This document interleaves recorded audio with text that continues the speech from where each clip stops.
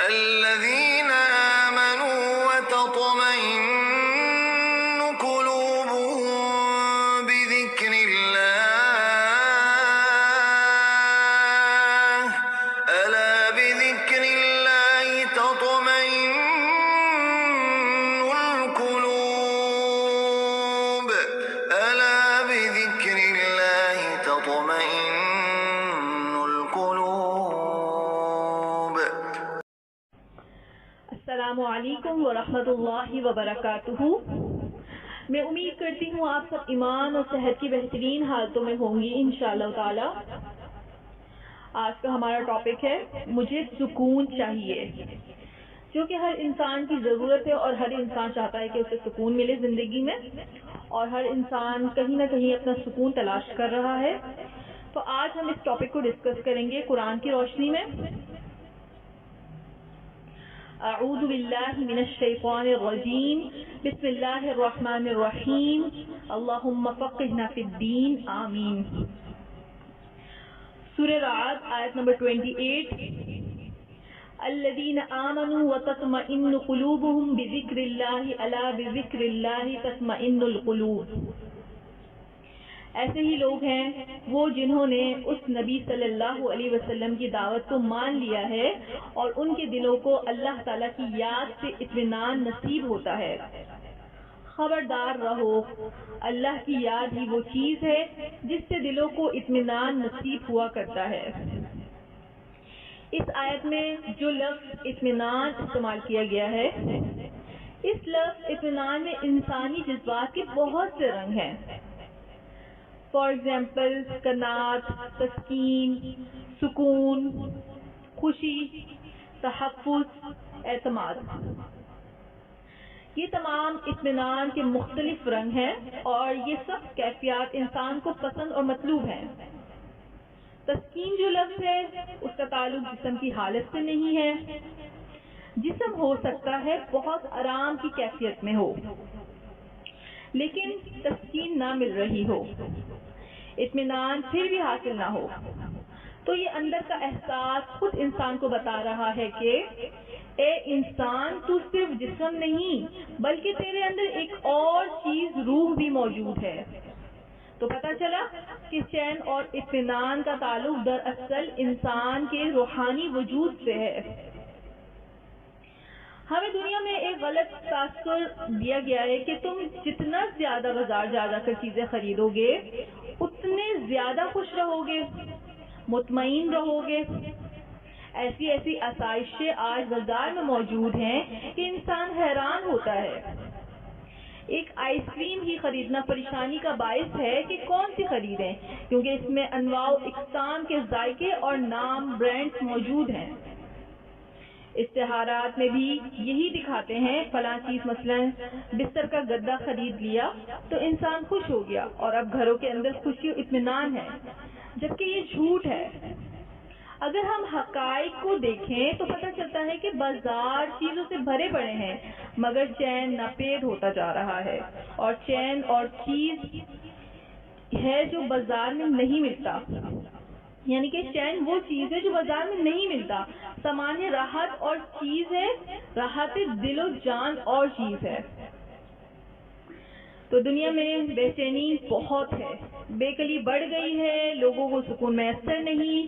لوگ سکون کی تلاش میں ہیں تو سوچا کہ چلو اطمینان حاصل کرنے کے لیے دوائیں ایجاد کر لیتے ہیں. اب سکون بخشنے والی دوائیں بنانا شروع کر دی تو لوگوں نے ان میں سکون تلاش کرنا شروع کر دیا، مگر یہاں بھی ناکامی مقدر بنی. دواؤں کے مضر اثرات نے زندگی مزید دور کر دی، حتیٰ کہ یہ سکون کی تلاش انسان کو شراب، ہیروئن اور دیگر نشہ آور اشیاء کے استعمال پر لے گئی. مگر دل نے یہاں بھی قرار نہ پایا. پھر سکون کی طلب انسان کو موسیقی، میوزک تک لے گئی. انسان نے اپنے آپ کو موسیقی میں ڈبو دیا. یہ آزما کر بھی دیکھ لیا، چین تو پھر بھی نصیب نہ ہوا، بلکہ الٹا مایوسی اور دیگر نفسیاتی بیماریوں میں مبتلا ہو گئے. اب تو زندگی اتنی عذاب بن گئی کہ انسان سے قدرتی موت کا بھی انتظار نہ ہو سکا تو خودکشیوں پر بات پہنچ گئی. اور یہ خودکشی کوئی بوڑھے عمر کے لوگ نہیں کر رہے بلکہ بھرپور جوانی والے لوگ کر رہے ہیں۔ سویڈن میں بہت ترقی ہے، معاشی اور معاشرتی خوشحالی ہے، اس کے باوجود اس ملک میں سب سے زیادہ خودکشی کے شرح یعنی کہ خودکشی کے سوسائڈل ریٹ ہیں۔ خودکشی کرنے والے اس دنیا کی زندگی سے چھٹکارا تو پا لیتے ہیں مگر آخرت میں ان کے ہاتھ سوائے پچھتاوے، خسارے، ناکامی و نقصان کے کچھ نہ آئے گا۔ ابو موسیٰ اشعری رضی اللہ عنہ سے روایت ہے کہ رسول اللہ صلی اللہ علیہ وسلم نے فرمایا، اس شخص کی مثال جو اپنے رب کو یاد کرتا ہے اور جو یاد نہیں کرتا، زندہ اور مردہ شخص کی مثال ہے۔ اسے بخاری نے روایت کیا ہے۔ مگر یہ بھی حقیقت ہے کہ سارے کے سارے لوگ خودکشی نہیں کرتے مگر زندگی ان کے لیے بوجھ بن کر رہ جاتی ہے۔ ہر وقت خوف، ہر وقت خطرہ، عدم تحفظ کا شکار رہتے ہیں۔ قریب ترین رشتہ داروں پر سے اعتبار اٹھ گیا ہے، شوہر بیوی پر، بیوی شوہر پر اعتماد نہیں کرتی، کوئی وفاداری کا تصور نہیں رہا۔ تبھی گھروں میں رہنا عذاب ہے، لوگ گھروں میں رہنا نہیں چاہتے۔ ویکینڈ کی چھٹی آئی اور کہا بس گھر سے نکلو، بارز، ڈسکوز، نائٹ کلبز وغیرہ میں پھر جا کر بیٹھ جاتے ہیں مگر اطمینان نصیب نہیں ہوتا۔ جو جتنا امیر ہے دل کا اتنا غریب ہے۔ ایرسٹوٹل دنیا کا سب سے امیر ترین شخص تھا۔ اس کے مرنے کے بعد اس کی بیٹی کرسٹینا اس کی کروڑا جائیداد کی مالک بنی۔ اتنا پیسہ تھا کہ ایک پورا جزیرہ اس کے نام تھا، مگر اس کی سوانح حیات پڑھیں تو عبرت ہوتی ہے۔ اتنا کچھ ہونے کے باوجود وہ مری تو خودکشی کر کے مری، کیونکہ سکون جو نہیں ملا زندگی میں۔ تو ثابت ہوا دولت سے سکون نہیں خریدا جا سکتا۔ ایسے لوگوں کے ساتھ ہوتا ہے یہ کہ کھانا ہے مزیدار مگر ان کو مزہ نہیں آتا، بستر آرام دہ ہے مگر ان کو آرام نہیں ملتا۔ یہ سکون کو ایسی جگہ تلاش کر رہے ہوتے ہیں جہاں سکون ہے ہی نہیں، تو پریشان ہی ہوں گے۔ ہم بھی جب کوئی کھوئی ہوئی چیز تلاش کر رہے ہوتے ہیں اور وہ ملتی نہیں ہے تو کتنا پریشان ہوتے ہیں۔ یہ پیسے سے سکون خریدنا چاہتے ہیں مگر افسوس نہیں خرید سکتے۔ یہ ایسی ہی بات ہے کہ کوئی پیاسا اگر پورا سمندر بھی پی جائے پھر بھی اس کی پیاس نہیں بجھے گی، اس لیے کہ کھارے پانی سے پیاس نہیں بجھتی۔ ہاں، میٹھے پانی کا ایک گھونٹ بھی پی لے تو کچھ تو پیاس بجھ جائے گی۔ اسی طرح اللہ نے تو سکون رکھ دیا ہے اپنی یاد میں، یعنی کہ اللہ کی یاد میں ہی سکون ہے۔ جب اللہ کو یاد کریں گے سکون مل جائے گا، اللہ کی طرف سے رخ پھیر لیں گے سکون نہیں ملے گا۔ اور آج انسانوں کی اکثریت نے اللہ سے اور اللہ کے ذکر سے منہ موڑا ہوا ہے۔ جس خطرناک درجے پر انسان کی پریشانیاں پہنچ گئی ہیں، نفسیات اس کا علاج نہیں کر سکتی۔ جتنے ماہر نفسیات آج دنیا میں ہیں پہلے نہیں تھے۔ اس آیت میں دراصل ساری نفسیات کو کوزے میں بیان کر دیا گیا ہے۔ اطمینان اور سکون روح کی کیفیت کا نام ہے، اور اگر تم یہ اطمینان چاہتے ہو، امن چاہتے ہو، سکون چاہتے ہو تو اللہ کو یاد کرو۔ اس کے بارے میں ویسٹ میں طرح طرح کی تحقیقات بھی کی گئی ہیں۔ ان کی تحقیق کے مطابق اگر دو لوگ بیمار ہیں، ان میں سے ایک اللہ کو یاد کرتا ہے اور اللہ کو مانتا ہے، وہ جلدی ٹھیک ہو جاتا ہے، یا اس کی یعنی کہ جلد تندرست ہونے کے امکانات زیادہ ہوتے ہیں۔ جس کی جلد ہے وہ جلدی تندرست ہو جاتی ہے۔ دوسرا بھی بیمار ہے مگر وہ نہ اللہ کو مانتا ہے اور نہ اللہ کو یاد کرتا ہے، اس کے تندرست ہونے کے امکانات کم ہوتے ہیں۔ ریڈرز ڈائجسٹ میں پاور آف پریئر پر ایک آرٹیکل چھپا کہ دعا کی طاقت سے ایک بیمار جب اللہ کو یاد کرتا ہے تو مثبت ذہنی کیفیت، پازیٹیو فریم آف مائنڈ میں آ جاتا ہے۔ پھر انہوں نے کچھ ریسرچ لفظ اللہ پر بھی کی۔ اور وہ یہ ہے کہ جب انسان اللہ بولتا ہے تو اس کے کون کون سے پٹھے استعمال ہوتے ہیں، اس سے اس کے جسم پر کیا کیفیات طاری ہوتی ہیں۔ نتیجہ اس سے یہ نکالا گیا ہے کہ چاہے انسان مطلب جانتا ہو یا نہیں جانتا ہو، اس لفظ اللہ کو کہنا ہی اس کے لیے کتنا ذہنی سکون کا باعث ہوتا ہے۔ جسمانی آرام کی چیزوں سے جسم کو تو راحت مل سکتی ہے مگر روح کو نہیں۔ روح اور دل اگر یہ مطمئن ہو تو جسمانی تکلیفیں اور جسمانی اذیتیں بھی انسان برداشت کر لیتا ہے، لیکن چین میں خلل نہیں آتا۔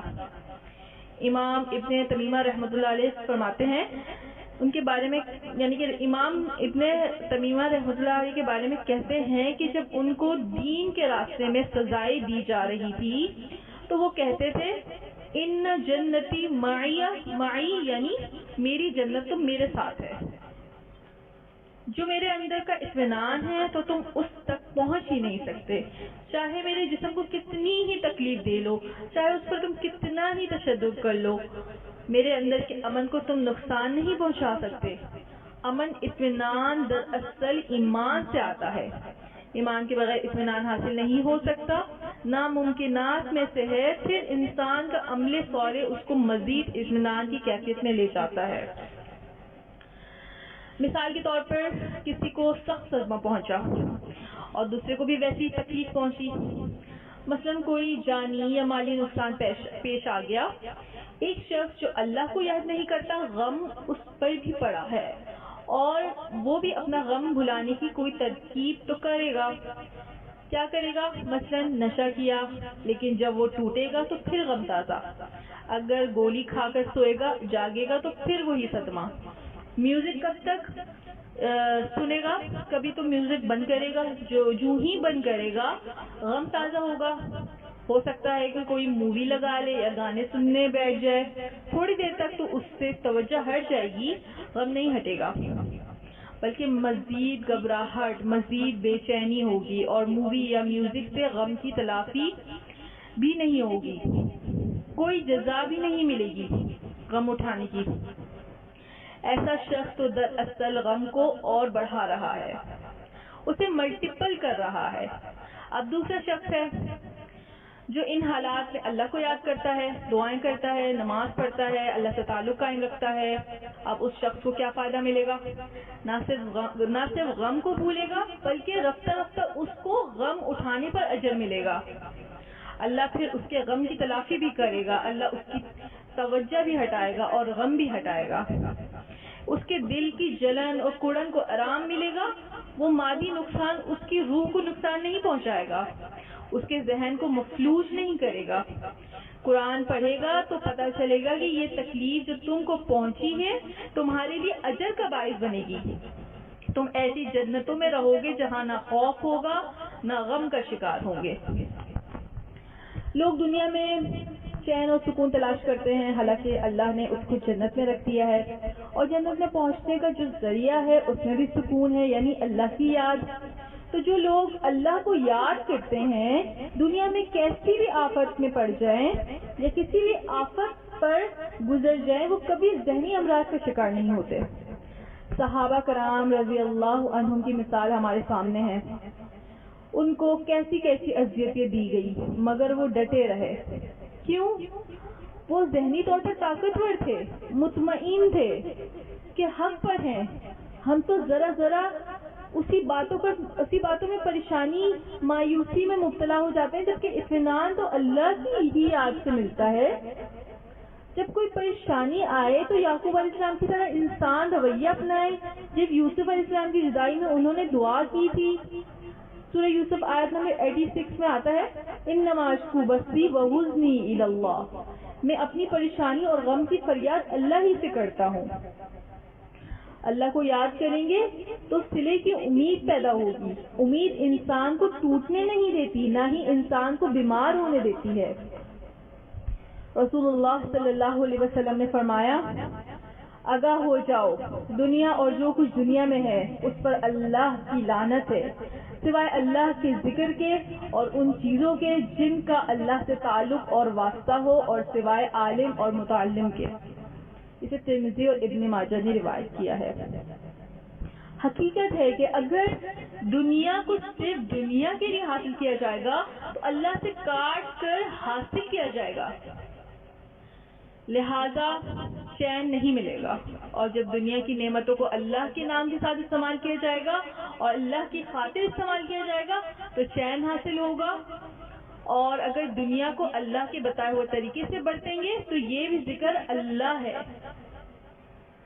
اس سے بھی دلوں کو اطمینان نصیب ہوگا۔ یاد رکھیں جتنی دنیا اللہ کی راہ میں استعمال ہوگی وہی فائدہ مند ہے۔ ابو ہریرہ رضی اللہ عنہ سے روایت ہے کہ رسول اللہ صلی اللہ علیہ وسلم نے فرمایا، جو شخص کہیں بیٹھا اور اس مجلس میں سے اس نے اللہ کا ذکر نہیں کیا تو وہ مجلس اس کے لیے حسرت اور خسارے کا باعث ہوگی۔ اسے ابو داؤد نے روایت کیا ہے۔ لہذا انسان ہر قدم پر اللہ کو یاد کرتا رہے، انشاءاللہ، الحمدللہ، سبحان اللہ، اللہ اکبر، ماشاءاللہ کہتا رہے اور ایمان سے غافل نہ ہو، ایمان سے ہی امن نصیب ہوگا۔ سورہ بقرہ آیت نمبر 186 میں آتا ہے، وَإِذَا سَأَلَكَ عِبَادِي عَنِّي فَإِنِّي قَرِيبٌ أُجِيبُ دَعْوَةَ الدَّاعِ إِذَا دَعَانِ۔ آپ صلی اللہ علیہ وسلم سے جب میرے بندے میرے بارے میں پوچھیں تو ان کو بتا دیں کہ میں قریب ہوں، میں پکارنے والے کی پکار پر جواب دیتا ہوں جب وہ مجھے پکارتا ہے۔ جو جتنا اللہ کو یاد کرتا ہے اللہ بھی اسے اتنا ہی یاد کرتا ہے، اور اللہ ہمیں جب یاد رکھتا ہے تو ہم خوش رہتے ہیں۔ اور اللہ سے جب انسان جڑا رہتا ہے، اس کی اطاعت بجا لاتا ہے، اس کی نافرمانی نہیں کرتا، گناہوں سے بچتا ہے تو انسان کا ضمیر مطمئن رہتا ہے، دل میں اللہ کی ناراضگی چبھن نہیں ہوتی، دل مطمئن ہوتا ہے کہ میرا رب مجھ سے راضی ہے۔ یہ احساس اس کو جسمانی، قلبی اور روحانی مسرت، چین، سکون اور اطمینان سے بھر دیتا ہے۔ چنانچہ دنیا میں خوش و مطمئن رہنے کا راز اللہ کے ذکر اور تعلق میں ہے، اس کے علاوہ کسی چیز میں نہیں۔ سورہ اعراف آیت نمبر 35، فَمَنِ اتَّقَىٰ وَأَصْلَحَ فَلَا خَوْفٌ عَلَيْهِمْ وَلَا هُمْ يَحْزَنُونَ۔ تو جو کوئی نافرمانی سے بچے گا اور اپنے رویے کی اصلاح کر لے گا اس کے لیے کسی خوف اور رنج کا موقع نہیں ہے۔ تو انشاءاللہ ہمیں اللہ تعالیٰ کو یاد رکھنا ہے اور نماز پڑھنی ہے، ہر حال میں خوشی ہو یا غم صرف اللہ کو یاد رکھیں اور اللہ سے ہی دعا مانگیں، کیونکہ اللہ تعالیٰ ہی دعاؤں کو سننے والا ہے اور اللہ تعالیٰ شہرک سے زیادہ قریب ہے۔ اس کے علاوہ ذکر اذکار کرتے رہیں، اسی میں ہمارے دلوں کو سکون حاصل ہوگا انشاءاللہ۔ السلام علیکم ورحمۃ اللہ وبرکاتہ۔